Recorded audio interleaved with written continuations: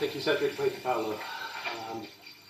So I'm Tim Dudgeon from Informatics Matters in Oxford, UK. I've known about Nextflow for a long time. I've started using it relatively recently, and I'm going to give you some of my experiences of using it and reasons for why we're using it. So I'm going to tell you about three essential things. One about a project that we and the CRG are involved with called Canvasnet. I'm going to tell you about the Squonk computational notebook, which is the product that we create, and I'm going to tell you about how we use Nextflow in that product. So, firstly about OpenRiskNet. So this is a Horizon 2020 funded project that started last November. It's based around the area of putting together e-infrastructure for supporting chemical safety assessment.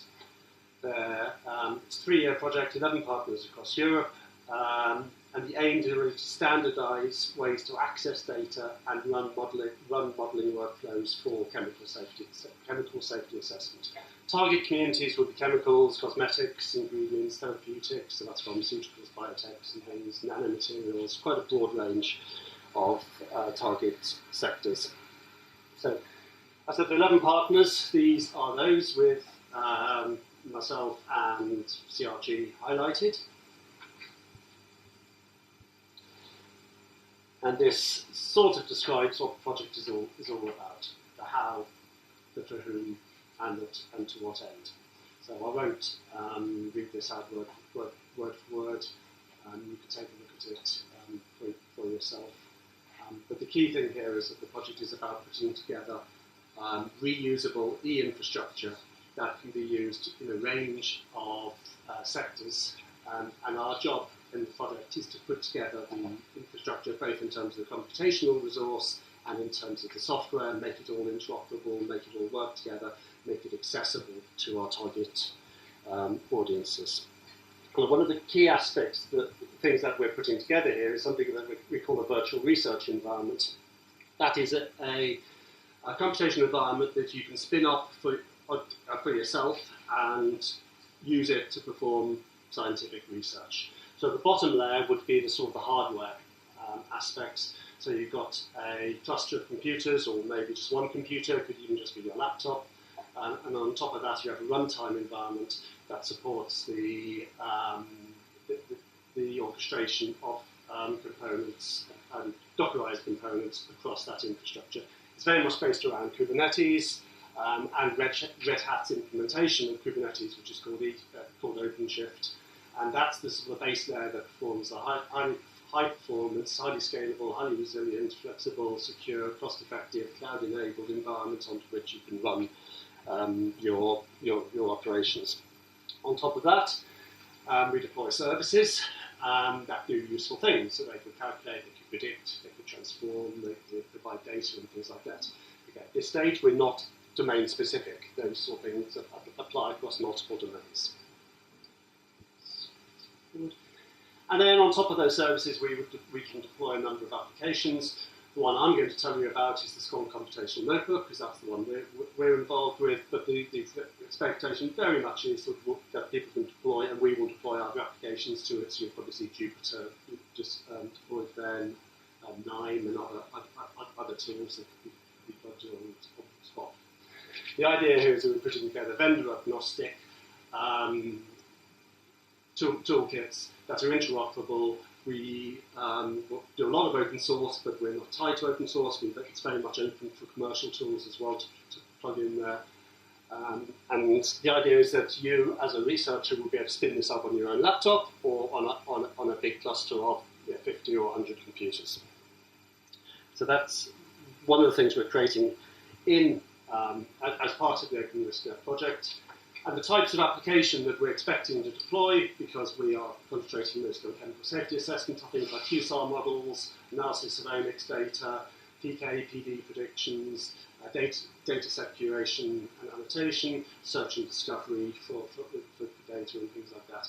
And this is a combination of biology and chemistry, and it frequently involves multi-step workflows. Some of these aspects involve HPC type operations, hence you can see where Nextflow fits into this.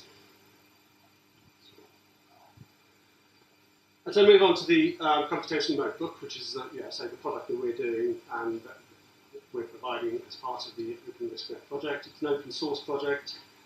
It's browser-based, simple to use. You can think of it like a workflow tool like Nine or Python Pilot, but running in your web browser, but it's actually a lot more than that. It's very much targeted at scientists, end users, not computational geeks. So it's not really targeted at guys like you, because you're probably quite happy using the command line and doing geeky things. We're really targeting the medicinal chemists who just want things to be simple to use and easy to execute. And in addition to just providing the ability to run the pipeline in terms of the data bashing aspect, the notebook lets you actually do the analysis and the visualization as well. So you've got an example on the right-hand side where we're doing some data bashing, but we're also doing some visualization here. We're doing some structures docked into an active site of an enzyme, or you can do all of that in the notebook itself. And one key thing is it facilitates collaboration, being browser-based and being server-hosted. It facilitates collaboration between multiple users. So the workflows we can build in the computational notebook.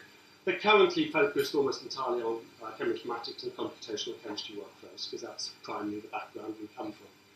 But we very much want to integrate biology and omics type workflows as well. A lot of what we're doing is driven by fragment-based lead discovery going on at the Diamond Light Source, the synchrotron at Harwell in Oxfordshire. They are one of our lead users and are driving what we do to an extent. And this is the example of the things we do. Virtual screening, both ligand and target-based, combinatorial library enumeration, the ability to search chemical databases, do structure search and the like, and compound profiling and things like that. So I'm now going to be stupid and try to do a live demo. So it's all going to go horribly wrong. So I've got a sort of a half-built workflow here. So this is the notebook canvas where we assemble our workflow. These are what we call cells, which you can add to the notebook. So what I've done is I've loaded an SD file into the system. So I've loaded a file from my local computer into the system so it's accessible. And then I've performed a operation that clusters those.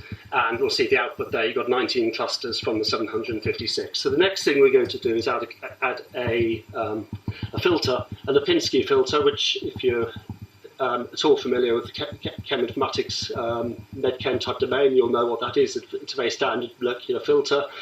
Filters on sort of supposedly drug-like properties. I drop that cell onto the canvas, connect the two together, and I get the parameters that the user can specify or override. We'll just use the default ones.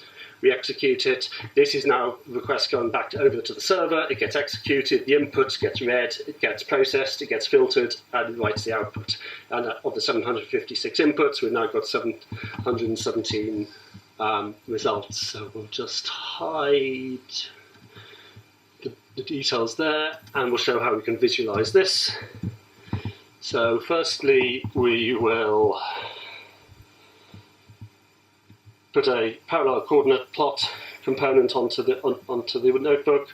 We'll specify which fields we want to view. Just click a few. I'll try to be quick as I can here. And now we've got a visualization of that data. And now let's do something a little. We'll add a box plot component on as well. And this is where you need a big screen, which I don't have. And so we'll wire the output of that, read the data again, and did that work? No, that didn't work. Lost it. Where's it gone?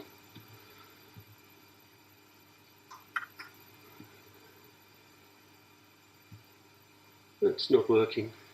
What am I doing wrong? Let's try again. This is the problem with live demos. Yeah, anyway, let's try again. That's already impressive. Let's try one more go, and then we'll give up.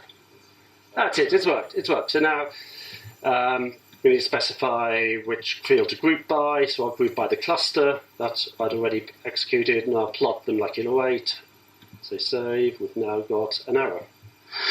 Oh well, live demos. This worked 10 minutes ago, I can assure you.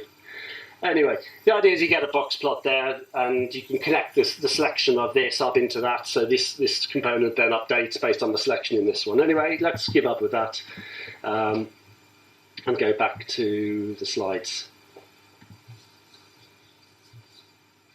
If anyone wants to see it really working, come and see me later. So the key thing here is those boxes, which we call cells, which perform the computational step. They are effectively a step of the workflow.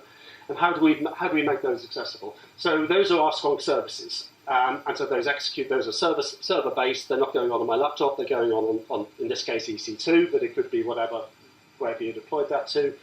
And we've got a mechanism for plugging in services in a very extensible way, so that you as a third party could write a service, describe how it should plug in, and then we can just drop it into Squonk, and it suddenly becomes available as one of those services, including the UI for what the inputs should be, what the outputs are, what the parameters are that the user specifies, and things like that.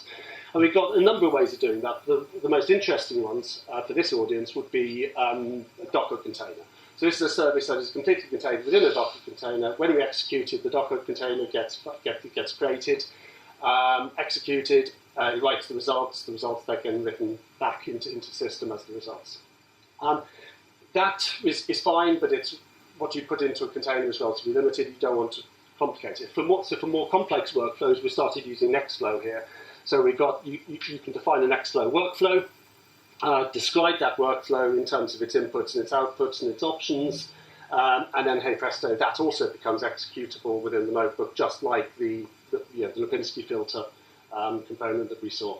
So the steps here: firstly, you implement the algorithm and the workflow. Secondly, you write a deployment script that describes it. And third, you deploy to Squonk. It's relatively simple. And we've got two what we call upstream projects: pipelines and docking validation, that provide a number of these, and there are a number of work examples here that use Nextflow.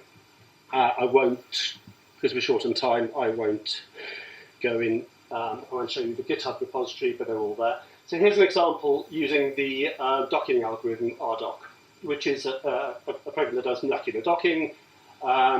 It typically is for virtual screening, so the use case could be you want to screen 10,000 candidate compounds for binding to the protein active site.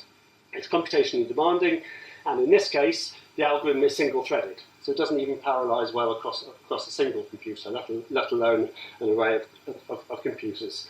So, hey, it's prime candidate for Nextflow. Here conceptually is how you'd implement it.